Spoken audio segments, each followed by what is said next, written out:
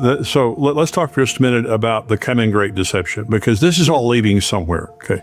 Yeah. So the UFOs are real, but they're not extraterrestrial, they're extra dimensional.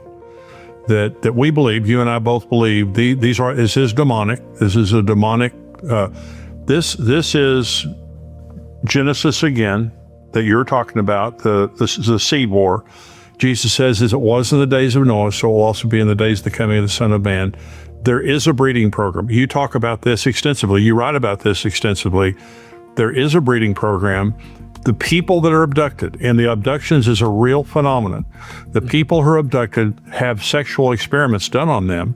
They actually have sex in some cases with these hybrids. These hybrids have sex with them. You actually have a lady that lives here in Dallas that has been a part of that.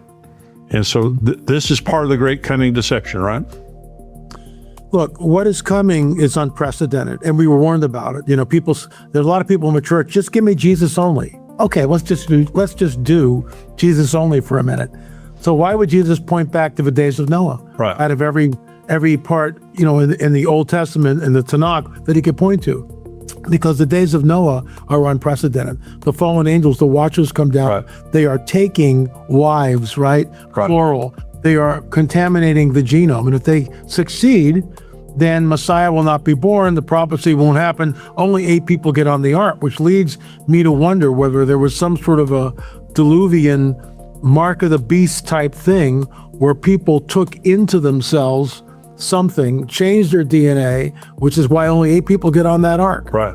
You know, something weird happened, and we're not told in Scripture. This is conjecture on my part. So we know that Jesus warns us, again, Jesus only, because a lot of people don't want to talk about this. So let's just do Jesus only. Let's just stick to the Bible. Why would he say that men faint from fear from what is coming upon the earth? Right. Why would he point it back to the days of Noah? Right. Why would he say that even the elect would be deceived? Why would Paul add to that and say that the dragon, Satan, the evil one, comes with all signs and lying wonders? Why would we read in 1 Timothy chapter 4 that the Spirit expressly states that in the latter days, we've already covered that, some will depart from the faith, right, giving heed to seducing spirits and the doctrine of demons. You know, people, like when we took out the implant years ago from a man who had been abducted, it's in our Watchers film. His name is Emil. He was abducted from the time he was 5 years old. He was experimented on, sexually deviant stuff like we can't get into here, just horrible stuff. But he was implanted. When I started talking about implants in 1999, I was laughed at. I was called all sorts of names by my Christian brothers and sisters. But when Richard Shaw and I took out the implant from Emil, and it's all on film, crickets, no one could say anything. It was on x-ray. And by the way, there's no entrance wound.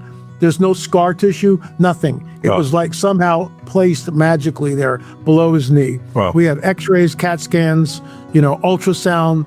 A stud finder can find it. It was putting off a radio frequency. All this is in the film in our Watchers series. We're the only Christian ministry ever to even come close to revealing this. And it's in our Watchers film. It's unbelievable. I saw. So I watched. And I'll close with this. I think these implants are the prototype. This is conjecture, but I think the implants are the prototype to the mark of the beast. Wow. Whoever is doing this has spent a lot of time and a lot of resources, because it's an evolution of these things. The one we took out was 40 years old. That's number 17. The one right before that, number 16 implant that Dr. Roger Lear and Dr. Matriciana removed, you couldn't cut with a diamond saw blade. He had to cut it open with a laser beam. Wow. And inside were double-walled carbon nanotubes, very sophisticated. The body does not reject it, which in itself, there's no entrance wound where the thing is. How does that work? The body does not reject it. It's not attached to the circulatory system. It's attached to the nervous system. Oh, wow. And I think it's the prototype to the mark of the beast. I really do.